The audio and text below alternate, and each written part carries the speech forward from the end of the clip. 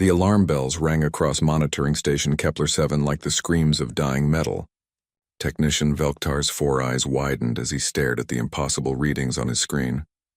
For 12 years, he had watched the empty space at the edge of the Centauri system. Nothing ever happened here. Nothing was supposed to happen here. Supervisor, Velktar called out, his voice cracking. I'm getting readings that don't make sense. Supervisor Hickstan walked over with slow, heavy steps. The old Krillian had seen everything in his 40 years of service to the Galactic Empire. Pirate raids, asteroid impacts, even the occasional rogue planet. But when he looked at Velktar's screen, his blue skin turned pale. That's impossible, Hickstan whispered. Space doesn't do that. The readings showed reality itself tearing open like fabric. Energy levels spiked beyond anything their instruments could properly measure. The space in front of them was folding, bending, and twisting in ways that hurt to think about. Then something came through. The ship was massive, easily 3 kilometers long. Its design was unlike anything in the Empire's vast databases. Where Imperial ships were smooth and elegant, this vessel was angular and aggressive. It had sharp edges and flat surfaces that looked like they were built for war. Strange markings covered its dark hull, and weapons that no one recognized stuck out from every surface. Send an immediate alert to Fleet Command, Hickstan ordered. His hands shook as he activated the emergency communication system. Unknown vessel has appeared in Sector 7 Delta. No match in our records. Repeat, we have an unknown contact. The response came quickly. Admiral Zexathari's voice crackled through the speakers. The famous Krillian commander had conquered 17 systems for the Empire. His voice was calm and confident. Station Kepler-7, identify the vessel and order it to stop. If it refuses, mark it for immediate capture. Hickstan tried to contact the strange ship. He sent messages in all 47 known galactic languages. He used standard Imperial greeting protocols. He even tried ancient diplomatic codes that hadn't been used in centuries. The ship ignored every attempt to communicate. Instead, it began moving toward the inner system. Its engines produced energy signatures that their scanners couldn't identify. The technology was completely unknown, operating on principles that seemed to break the accepted laws of physics. It's heading for the core worlds, Velktar reported. His voice was barely above a whisper. At current speed, it will reach Imperius Prime in 6 days. Admiral Zexathari assembled the 23rd Imperial Fleet within hours. 12 capital ships, each one a kilometer long and armed with enough firepower to destroy a moon. 40 escort vessels surrounded them, their crews eager for action. The Empire had ruled the galaxy for 3,000 years. No unknown species had ever posed a real threat. The Admiral studied the tactical display from his flagship, the Eternal Glory. The unknown vessel was still moving toward the center of the Empire, ignoring all attempts at communication. Its design suggested advanced technology, but that meant nothing. Every species thought their technology was advanced until they met the Empire. Weapons analysis, Zexathari asked his tactical officer. Unknown energy signatures, Admiral. The hull appears to be some kind of advanced metal alloy. We're detecting what might be projectile weapons, but the readings are unclear. Zexathari nodded. Projectile weapons were primitive. Most species abandoned such crude technology once they developed energy weapons. This confirmed his suspicion that the unknown vessel belonged to a recently spacefaring race. As the Imperial fleet moved to intercept, intelligence officers worked frantically to identify the mysterious ship. The markings on its hull were slowly becoming clearer as they got closer. Strange symbols that looked like letters and what appeared to be a flag with blue background and white stars. UNSC Defiance, Intelligence Officer Kretok read aloud. That appears to be the vessel's name. And below it, something called the United Nations Space Command. Never heard of them, Zexathari replied. Probably some small colony that got lucky with their technology. We'll bring them into the Empire like all the others. But deep in the intelligence database, automated systems were running searches. Every known species, every recorded first contact, every piece of data the Empire had collected over 3 millennia. The search came back empty. No record of humans. No record of a United Nations. No record of any technology matching what they were seeing. On the bridge of the UNSC Defiance, Captain Sarah Chen stared at the approaching fleet through the main view screen. She was a small woman with short black hair and eyes that had seen too many battles. Her ship had been exploring beyond human space when they detected the massive civilization ahead of them. Looks like we found something big, Captain, her tactical officer reported. I'm counting 52 ships moving to intercept us. They're armed and their weapons are powering up. Chen nodded slowly. The Defiance was an exploration vessel, but like all human ships, it was built for war. Humanity had learned long ago that space was not a safe place. Every ship that left Earth was ready to fight for its survival. Have they responded to our communications? Chen asked. Nothing, ma'am. We've tried everything. Standard frequencies, mathematical sequences, even basic pictographs. Either they can't understand us or they don't want to. Chen studied the approaching fleet. The ships were beautiful in a way that human vessels weren't. Smooth lines, elegant curves built by a civilization that valued art as much as function. But their formation was sloppy, their approach predictable. They moved like a people who hadn't fought a real war in generations. Red alert, Chen ordered. All hands to battle stations. Charge the MAC guns and prepare point defense systems. Throughout the Defiance, human crew members rushed to their positions. Marines checked their weapons and armor. Engineers powered up the ship's advanced AI systems. In the depths of the vessel, massive magnetic accelerator cannons hummed to life. The human ship was alone, surrounded by an entire fleet. By every logical calculation, it should have surrendered or tried to run. Instead, it continued on its course, directly toward the center of an unknown galactic empire. Admiral Zexathari opened a channel to the unknown vessel. His message was broadcast on all frequencies in every known language. Unknown ship, you have entered Imperial space without permission. Power down your weapons and prepare to be boarded. Comply immediately or face the consequences. The reply came in a language no one recognized, spoken by a voice that sounded almost familiar yet completely alien. This is Captain Sarah Chen of the UNSC Defiance. We are explorers from the United Nations Space Command. We mean no harm, but we will defend ourselves if attacked. Please respond if you wish to establish peaceful contact. The translation systems worked frantically, but they couldn't make sense of the alien language. All they could determine was that the message seemed to be some kind of diplomatic greeting. They're trying to communicate, Intelligence Officer Kretok reported. But our systems can't translate their language. Zexathari made his decision. The Empire had protocols for situations like this. Unknown vessels were to be captured, and their crews brought before Imperial authorities. If they resisted, they were to be destroyed as an example to others. All ships moved to capture formation. Disable their engines but keep the hull intact. I want to know what kind of technology they're using. The Imperial fleet spread out in a pattern they had used countless times before. It was designed to surround and overwhelm any single vessel. The formation had never failed. But as they closed in on the human ship, something felt wrong. The unknown vessel wasn't trying to run. It wasn't powering down its weapons. Instead, it was turning to face them directly. Captain Chen watched the alien fleet surround her ship. She had hoped for peaceful contact, but the aggressive formation told her everything she needed to know. These aliens, whoever they were, intended to capture or destroy her vessel. She thought about the families back on Earth, the colonies that depended on explorers like her to find new worlds and new possibilities. She thought about humanity's long history of fighting against impossible odds. All weapons target the lead ships, she ordered. Show them what humans do when cornered. The first shot fired in the battle came from the Imperial flagship Eternal Glory. Admiral Zexathari had ordered a warning blast, a beam of pure energy designed to disable the unknown ship's engines without destroying it. The beam was precisely calculated, delivered with the confidence of a civilization that had conquered the galaxy.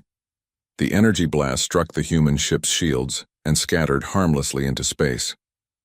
On the bridge of the UNSC Defiance, Captain Chen watched the readings with grim satisfaction. Human shield technology had been developed through centuries of warfare against everything from pirates to alien invasions. These aliens, for all their numbers, were using energy weapons that human shields were specifically designed to stop. Captain, they just fired on us, Tactical Officer Martinez reported. Looks like some kind of particle beam. Our shields absorbed it completely. Chen nodded. She had hoped for peaceful contact, but the aliens had made their choice. Now she would show them why humanity had survived every threat the universe had thrown at them. Return fire, she ordered. MAC guns full power. Target their flagship. The magnetic accelerator cannon was humanity's answer to heavily armored targets. A tungsten slug weighing several tons, accelerated to 30% of light speed by powerful magnetic fields. It was a simple concept made devastating by human engineering. The projectile crossed the space between ships in seconds. Admiral Zexathari's crew barely had time to register the incoming threat before it struck. The tungsten slug hit the Eternal Glory's shields like the hammer of an angry god. The energy barriers designed to stop particle beams and plasma bolts were completely useless against solid matter, moving at relativistic speeds. The projectile punched through the shields, through the hull, and out the other side of the ship. Impossible, Zexathari gasped as damage reports flooded his bridge. They're using kinetic weapons. Primitive solid projectiles. But there was nothing primitive about the destruction. The tungsten slug had torn through 17 decks, destroying the ship's main reactor and leaving the Eternal Glory dead in space. Emergency power flickered on as the crew struggled to understand what had happened. All ships attack Formation Delta, Zexathari shouted into his communicator. Surround and destroy the unknown vessel. The Imperial fleet moved with practiced precision. Energy weapons lit up space as 47 ships fired simultaneously at the human vessel. Plasma bolts, particle beams, and fusion missiles converged on the Defiance from every direction. Captain Chen watched the light show with calm eyes. Point defense systems activate. All weapons free fire. The Defiance transformed from an exploration vessel into a predator. Hundreds of small guns emerged from hidden ports across its hull. Each one was controlled by an AI system that could track and target incoming projectiles with inhuman precision. The alien weapons, impressive though they were, followed predictable paths. The human point defense systems had been designed to stop hypervelocity missiles fired by enemies who knew exactly how to kill humans. Against these aliens, they were devastating. Plasma bolts and particle beams vanished as the point defense grid tore them apart. Fusion missiles exploded harmlessly as tungsten pellets moving at incredible speeds shredded them before they could reach their target. Their weapons aren't getting through, Martinez reported with amazement. Our point defense is stopping everything. Then let's show them what real weapons look like, Chen replied. The Defiance had been built by a species that understood war. Its weapons weren't just powerful. They were smart. The ship's AI analyzed the alien fleet, identifying weak points and tactical advantages with the cold efficiency of a digital mind designed for battle. Archer missiles launched from hidden bays, each one guided by its own AI brain. Unlike the alien fusion missiles, these weapons were designed to think, to adapt, to overcome any defense. They spread out in complex patterns, confusing alien sensors and making interception nearly impossible. The first Imperial ship to die was the cruiser Stellar Wind. 3 Archer missiles overwhelmed its defenses and detonated simultaneously against its hull. The ship broke apart in a chain of explosions that lit up the darkness of space. Captain, we're getting communication attempts from the alien fleet, the communications officer reported. They seemed confused. Chen almost smiled. Humanity had fought wars against enemies with superior technology, superior numbers, and superior intelligence. They had learned that confusion was a weapon just as powerful as any gun. The Imperial fleet was learning what human military doctrine really meant. While they had spent centuries fighting primitive species that used predictable tactics, humans had spent the same time fighting each other. Every human military technology had been tested against other humans who were trying just as hard to kill them. Take us into their formation, Chen ordered. Let's show them how humans fight up close. The Defiance accelerated directly toward the center of the Imperial fleet.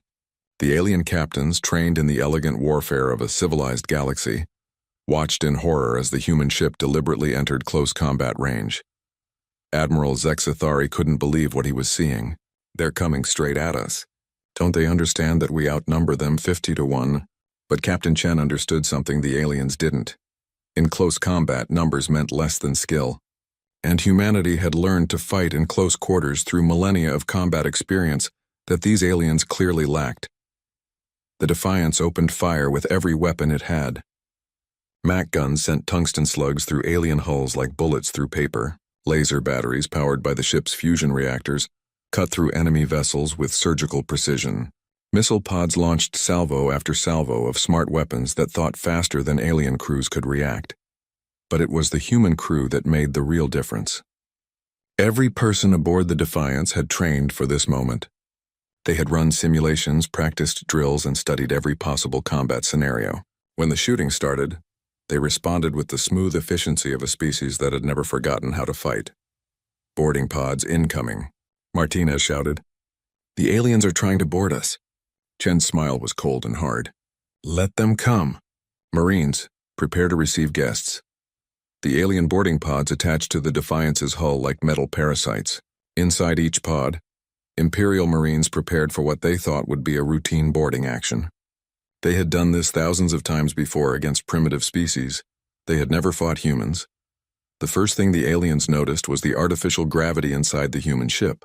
It was stronger than they were used to, pressing down on them with the weight of a heavy world. The second thing they noticed was the darkness. Human ships were lit for human eyes, which could see in conditions that left other species blind. The third thing they noticed was the gunfire. Human Marines had been waiting in the corridors, armed with weapons designed to kill other humans in the confined spaces of a starship. They knew every corner, every hiding place, every tactical advantage their ship offered. The battle for the Defiance's corridors was short and brutal. The alien Marines, for all their training, had never faced an enemy that fought with such ferocity in such tight quarters. They retreated to their boarding pods, but found that the humans had cut off their escape routes. On the bridge, Chen listened to the reports with satisfaction. Boarding action repelled. All enemy Marines captured or eliminated. Outside, the battle continued to rage, but the Imperial fleet was learning a hard lesson about human capabilities. Their elegant formations were being torn apart by weapons they didn't understand, operated by minds that thought about warfare in ways they had never encountered. Admiral, one of Zexthari's officers reported, his voice shaking. We've lost 12 ships. The unknown vessel appears to be undamaged. Zexthari stared at the tactical display in disbelief. His fleet, which should have easily overwhelmed any single ship, was being systematically destroyed by an enemy that seemed to know exactly how to hurt them. What kind of species are we fighting? He whispered. Captain Chen could have answered that question. They were fighting humans, a species that had learned to survive by being better at war than anything else in the universe, a species that had turned conflict into an art form and violence into a science. But the aliens would have to learn that lesson the hard way. All remaining ships, retreat to minimum safe distance, Zexthari finally ordered. We need to reassess our approach. The surviving Imperial vessels pulled back, leaving their dead floating in space. For the first time in 3,000 years, an Imperial fleet had been defeated by a single enemy ship. Captain Chen watched them go with cold satisfaction. She had sent a message that would echo across the galaxy. Humanity was not a species to be trifled with. Status report, she ordered. Minimal damage, Captain. Point defense grid at full efficiency. All weapon systems operational. We could do this all day, Chen nodded. The Defiance had been built by humans for humans to human standards. It could indeed do this all day. The question was whether the aliens were smart enough to realize what they were up against. In the depths of space, the human ship waited patiently for the next move in a game that the aliens were only beginning to understand. They were losing. Emperor Valius III sat on his golden throne in the heart of Imperius Prime, reading battle reports that made no sense. In 3,000 years of imperial rule, no single ship had ever defeated an entire fleet. Yet the evidence was undeniable. 12 capital ships destroyed, 20 escorts damaged or disabled, all by one unknown vessel. The Emperor was a tall, elegant being with silver skin and eyes like blue stars. His species, the Alterans, had ruled the galaxy through superior technology and careful diplomacy. They had never needed to understand true warfare because they had never faced a real threat. Bring me everything we know about these humans, he commanded. Intelligence Director Nexval approached the throne with hesitation. In his long career, he had never had to deliver news this disturbing to the Emperor. Your Imperial Majesty, we have recovered some data from the destroyed ships and intercepted communications from the human vessel. What we have learned is troubling. The Emperor gestured for him to continue. The species calls itself humanity. From a planet called Earth. They appear to have developed space travel only recently, within the last few centuries, but their military technology is unlike anything we have seen. Nexval activated a holographic display showing the human ship's weapon systems. They use kinetic projectiles accelerated to relativistic speeds. Their defensive systems are specifically designed to counter energy weapons. Most disturbing of all, Their tactical doctrine suggests a species that has spent its entire existence at war. At war with whom? The Emperor asked. With themselves, Your Majesty. According to the data we recovered, humans have been fighting continuous wars for their entire recorded history. They have developed military technology not for conquest, but for survival against impossible odds. The Emperor leaned forward in his throne. This was a concept he struggled to understand. The Alterans had achieved peace through unity. Most galactic species followed similar paths. The idea of a species that fought itself seemed almost insane. Show me their homeworld, he ordered. The hologram shifted to display Earth, a blue and green world orbiting a yellow star. It looked peaceful enough, but the data told a different story. Their planet has been the site of constant conflict for millennia, Nexaval explained. They have fought wars with primitive weapons, chemical weapons, nuclear weapons, and now in space. Every advance in their technology has been driven by military necessity. How many of them are there? Approximately 8 billion on their homeworld, with colonies on 12 other planets and hundreds of space stations. But Your Majesty, that's not the most concerning part. The Emperor raised an eyebrow. They have no centralized government that we can negotiate with or destroy. Their United Nations Space Command appears to be a military alliance between independent human nations. Destroy one colony, and the others continue fighting. There is no single point of failure. This was truly alien to the imperial mindset. Every species the Empire had encountered had some form of centralized authority. Defeat the capital, capture the leaders, and resistance collapsed. But humans seem to operate on a completely different principle. What about their ship that defeated our fleet? The UNSC Defiance is classified as an exploration vessel, Your Majesty. It's not even a frontline warship according to their military designations. The Emperor felt a chill run down his spine. If their exploration ships could defeat Imperial fleets, what could their actual warships do? I want a full analysis of their military capabilities, he ordered. And I want to know how they fight. Over the following days, Imperial intelligence worked frantically to understand humanity. What they discovered challenged everything they thought they knew about warfare and civilization. Humans, it turned out, were a species shaped by adversity.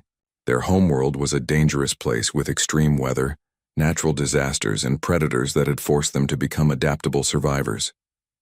But it was their treatment of each other that had truly forged them into warriors.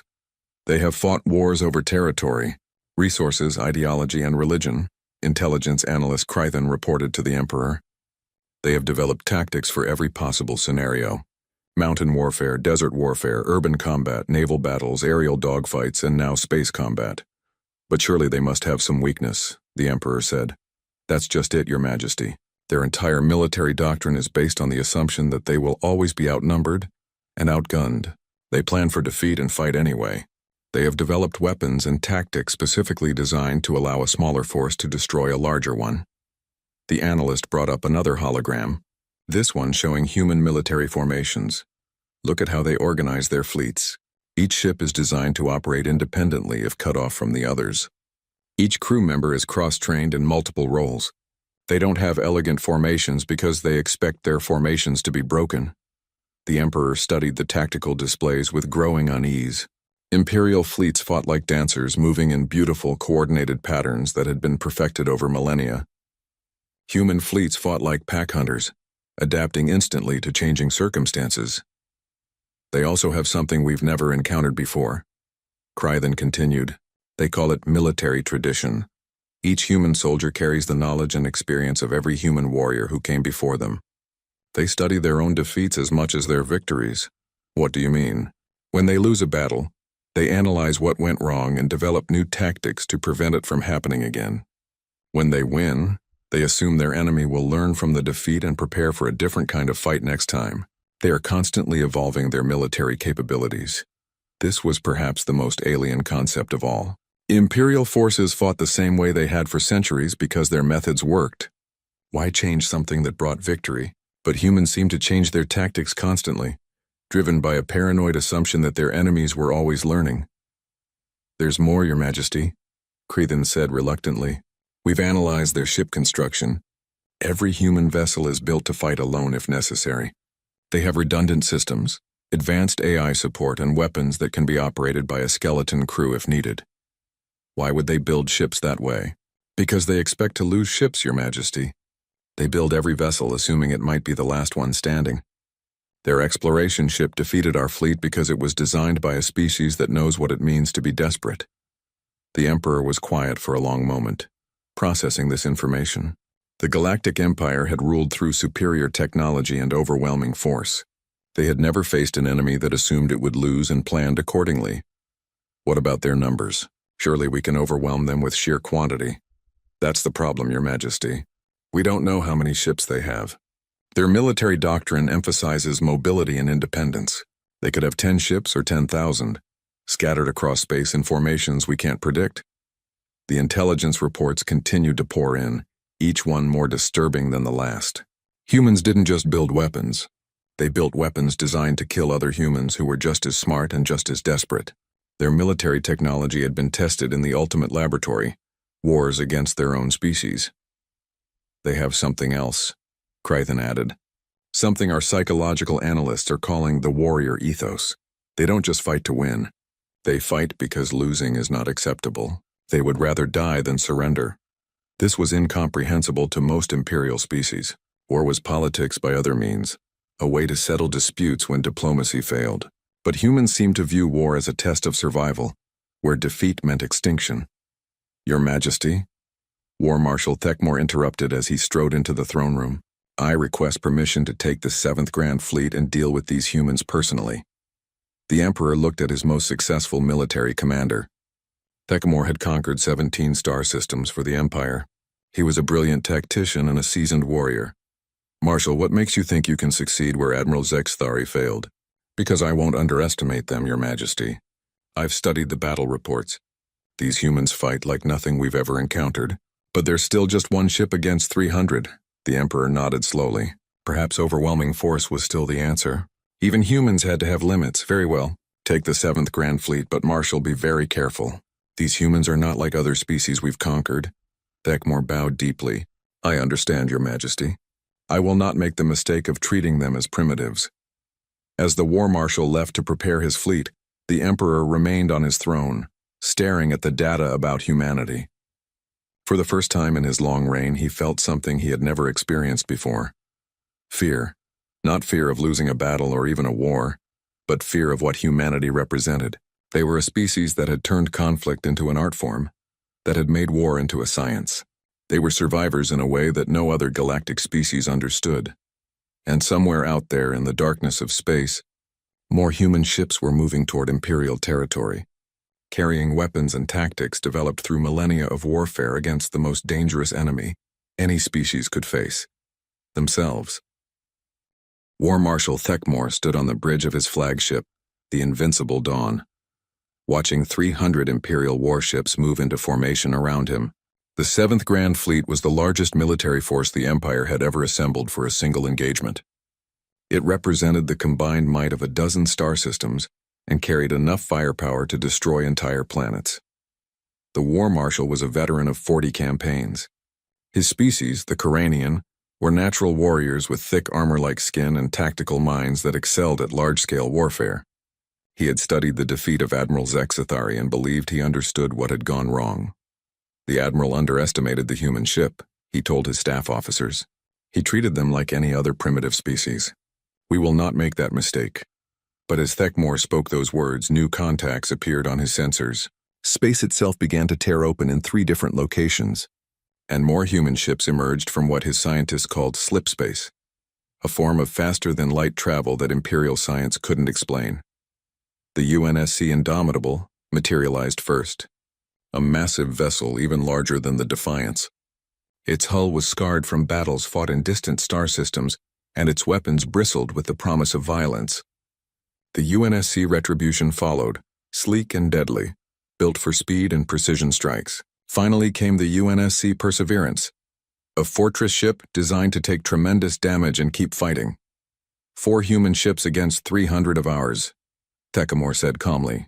The odds are still in our favor. But Captain Chen, now commanding the small human fleet from the Defiance, understood something the War Marshal didn't. Humans had learned long ago that superior numbers meant nothing if you couldn't use them effectively. Admiral, her tactical officer reported, the alien fleet is moving into a standard encirclement formation. 300 ships in concentric rings around our position. Chen smiled coldly. Standard formation against a standard enemy. Show them why humans don't fight standard battles. The human ships moved with a coordination that surprised the Imperial observers. Unlike the graceful formations of galactic fleets, the human vessels fought like a pack of predators, each one supporting the others while maintaining complete tactical flexibility. Execute Protocol 7, Chen ordered. The UNSC Indomitable suddenly accelerated directly toward the center of the Imperial formation, its massive Mach guns charging for a devastating attack. The Imperial ships moved to intercept, concentrating their firepower on what appeared to be a suicidal charge. But as the Indomitable drew the enemy's attention, the other 3 human ships struck from different directions. The Retribution came in fast and low, using its superior speed to target the Imperial fleet's command ships.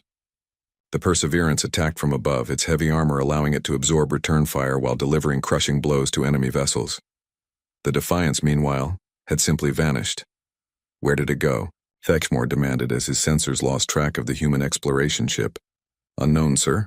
It appears to have activated some kind of stealth system. The human ship had indeed vanished, but not through any advanced technology. Captain Chen had simply ordered her ship to go completely silent. No active sensors, no communications, no unnecessary energy emissions. It was an old submarine tactic, adapted for space warfare by a species that understood the value of invisibility. The Defiance reappeared behind the Imperial command section, its weapons targeting the War Marshal's flagship with lethal precision. Impossible, Thexmore shouted as tungsten slugs punched through his ship's shields and hull. How did they get behind us? The answer was simple. Humans had been fighting 3-dimensional battles for centuries. While the Imperial fleet thought in terms of standard formations and predictable tactics, the human ships moved through space like sharks through water, striking from unexpected angles and vanishing before the enemy could respond. Admiral, the Retribution's captain reported over the communication link, we're detecting boarding pods launching from multiple Imperial ships. They're trying to board all 4 of our vessels simultaneously. Chen's response was immediate. All ships prepare to receive boarders. Remember, these aliens have never fought humans in close quarters.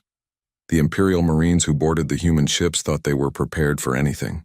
They had studied the reports from the Defiance's previous engagement and believed they understood what they would face. They were wrong. Human ships weren't just armed with external weapons. Every corridor, every room, every junction was designed as a potential battlefield. The Marines who defended these ships had trained for close-quarters combat in zero gravity, in artificial gravity, in damaged sections where life support had failed. The aliens found themselves fighting in mazes of corridors designed to confuse intruders, against defenders who knew every hiding spot and every tactical advantage. Human Marines, enhanced with military cybernetics and encased in powered armor, moved through their ships like ghosts, appearing long enough to eliminate threats before vanishing into hidden passages. Boarding parties are reporting heavy casualties, one of Thexmore's officers informed him. The humans have prepared their ships for internal combat. How many Marines have we lost? Approximately 60%, sir. The humans are using some kind of advanced armor and weapons we've never seen before. What the aliens didn't understand was that human military technology had been developed through centuries of warfare against other humans. Every piece of equipment, every tactic, every strategy had been tested against enemies who were just as intelligent and just as determined to survive. The powered armor worn by human Marines had been designed to stop weapons created by other humans. The tactics they used had been refined through battles against human opponents who knew all the same tricks. When they fought aliens who had never faced such opposition, the result was devastating. Sir, another officer reported, we're losing ships faster than we can replace them. The human vessels are coordinating their attacks in ways we can't predict. Thexmore watched his tactical display with growing horror. His massive fleet was being systematically destroyed by 4 ships that fought with a coordination and efficiency he had never encountered. The humans weren't just winning individual battles. They were fighting a completely different kind of war. They used electronic warfare to disrupt Imperial communications, making it impossible for the fleet to coordinate effectively. They targeted command ships and supply vessels, understanding that armies needed more than just firepower to function. Most disturbing of all, they seemed to anticipate every Imperial tactic before it was implemented. They're inside our decision loop, Thekmore realized with sudden clarity. They're making decisions faster than we can respond to them. This was the heart of human military doctrine. OODA loops, observe, orient, decide, act, developed through millennia of combat against enemies who were trying to kill them as efficiently as possible. The humans could process tactical information, make decisions, and implement them faster than the Imperial forces could even understand what was happening. War Marshal, his communications officer, called out, "We're receiving a transmission from the human fleet. They're requesting to speak with you directly." Admiral Chen's face appeared on the main screen. She looked calm and professional, not like someone who was outnumbered 75-1. "War Marshal Thekmore," she said in accented but understandable Imperial standard. "I am Admiral Sarah Chen of the United Nations Space Command. I'm calling to offer you terms for surrender." Thekmore couldn't believe what he was hearing. "You're outnumbered 300-4. What terms could you possibly offer?" "The terms are simple," Chen replied. "Order your remaining ships to withdraw, and we'll allow them to leave safely. Continue fighting and we'll destroy every vessel in your fleet." "You're bluffing. You can't possibly defeat the entire 7th Grand Fleet." Chen's smile was cold and hard. "War Marshal, in the last hour, we've destroyed 97 of your ships and disabled 43 others. We've lost no vessels and suffered minimal damage. How long do you think your fleet can continue at this rate?" Thekmore looked at his tactical display and realized she was right. His massive fleet was being picked apart with surgical precision.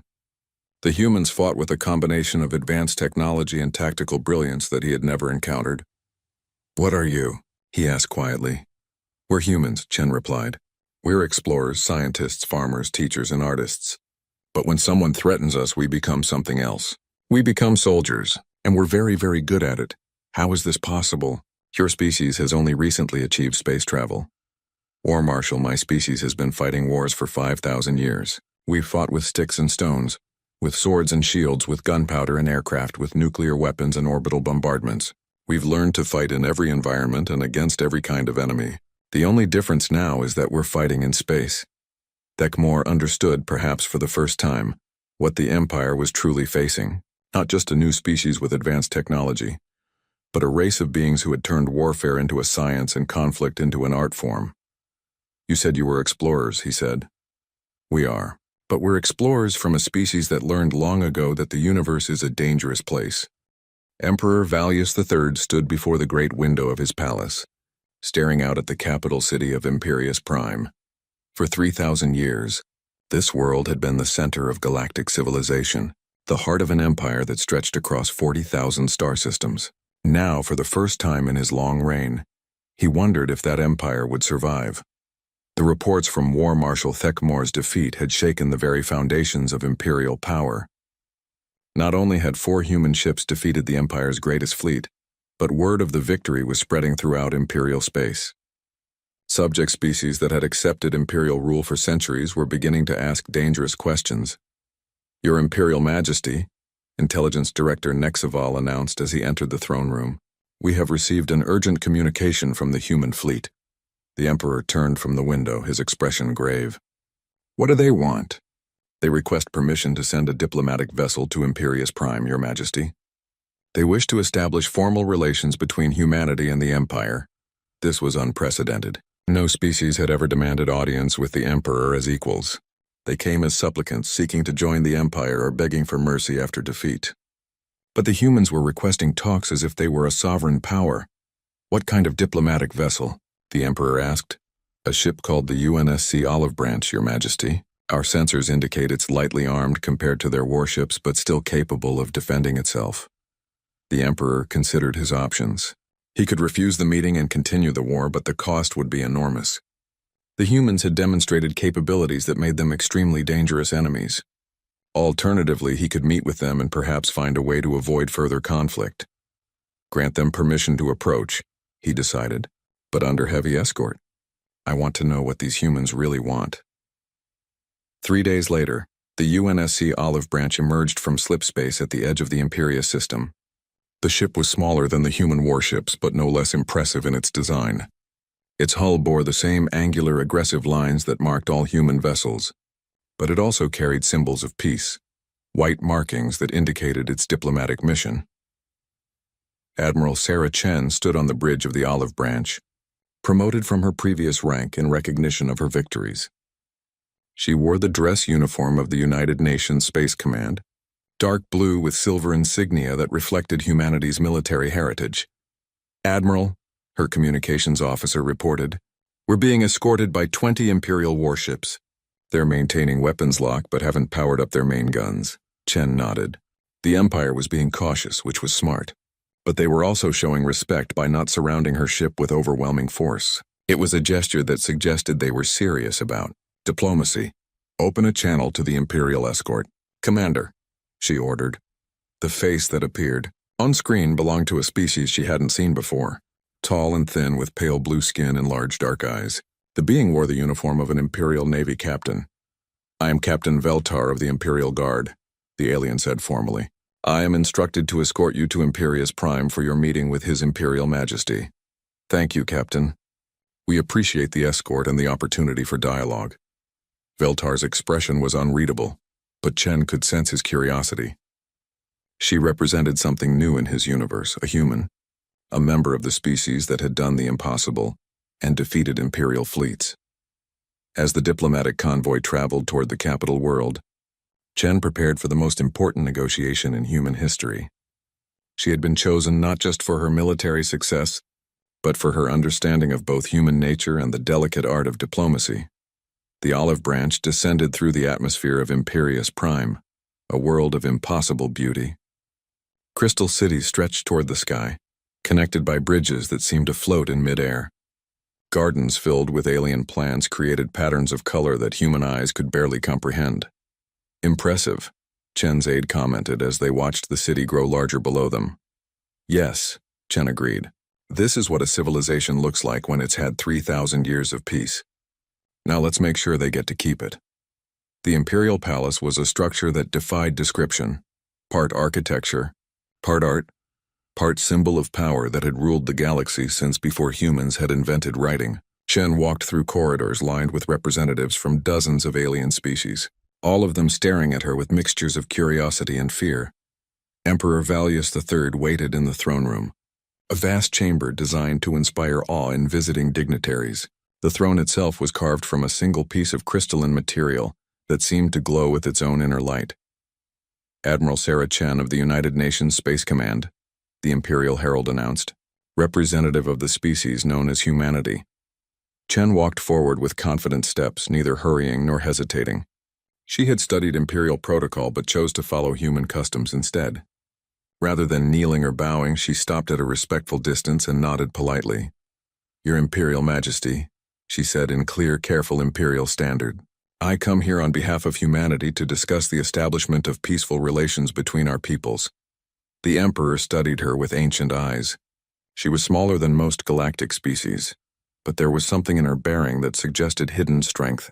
This was the person who had defeated 2 Imperial fleets, and she stood before him without fear. "Admiral Chen," the Emperor replied, "your species has made quite an impression on my military commanders. Perhaps you would explain why I should treat with you as equals rather than demanding your surrender." Chen smiled slightly. The question was direct, which she appreciated. Diplomatic games were useful, but sometimes plain speaking worked better.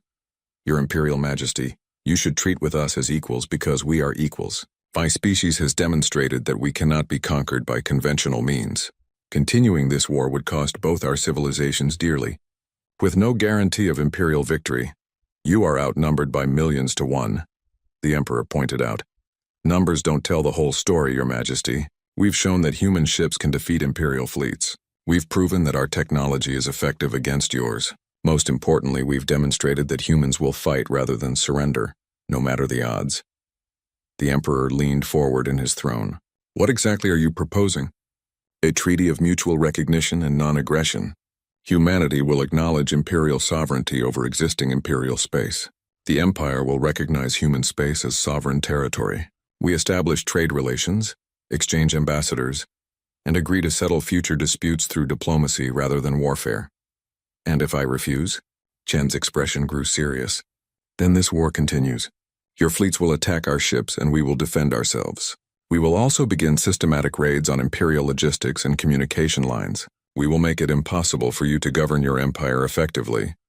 The threat was delivered calmly, without emotion, which made it all the more convincing. The Emperor realized he was looking at a species that had thought through every aspect of warfare, including the political dimensions. You would fight a war you cannot win? Your Majesty, we don't think about winning or losing the way you do. We think about surviving, and humans are very, very good at surviving. The Emperor was quiet for a long moment, considering his options. The humans had demonstrated capabilities that made them extremely dangerous enemies.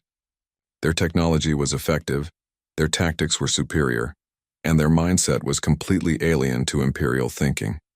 More concerning was the effect their victories were having on other Imperial subjects. Reports were coming in from across the galaxy of subject species questioning Imperial authority for the first time in centuries. What assurances can you give that humanity will not attempt to expand into Imperial space? The same assurance we ask from you, a treaty commitment backed by the understanding that violations would restart the war. Humanity is interested in exploration and trade, not conquest. We have no desire to rule other species. Why should I believe that? Chen gestured toward the window, indicating the beautiful city beyond. Your Majesty, look at what your civilization has accomplished. 3,000 years of peace, art, and prosperity. Why would we want to destroy that? We're explorers, not conquerors. We want to learn from you, trade with you, and perhaps become friends, but we will not bow to you. The Emperor found himself in an unprecedented situation. Every species the Empire had encountered had either been easily conquered or posed no real threat. The humans were different, dangerous enough to be respected but apparently reasonable enough to be negotiated with. I will consider your proposal, he said finally, but I want something in return for this treaty. What do you have in mind? Technology exchange. Your weapons and defensive systems are clearly superior to ours. I want to understand how you developed such capabilities. Chen shook her head. I'm sorry, Your Majesty, but we cannot share military technology. However, we would be willing to exchange scientific and medical knowledge, cultural information, and civilian technologies. Why not military technology? Because, Your Majesty, military technology in the wrong hands could threaten human survival.